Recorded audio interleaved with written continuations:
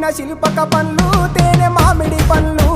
తీయంగా దిందామె తీరొక పండ్లు చిలక నేరేడు పండ్లు కాపంలో ఇచ్చిన మక్క కంకులు అవి పాల కంకులు కాల్చుకొని తిందాము కందికాయలు పచ్చి పల్లికాయలు గుజారి గుజారి మామిళ్ళ కిందో నల్ల మామిళ్ళ కింద కుసుమరోళ్ళేసిన కుందన బొమ్మ అది కుందన బొమ్మ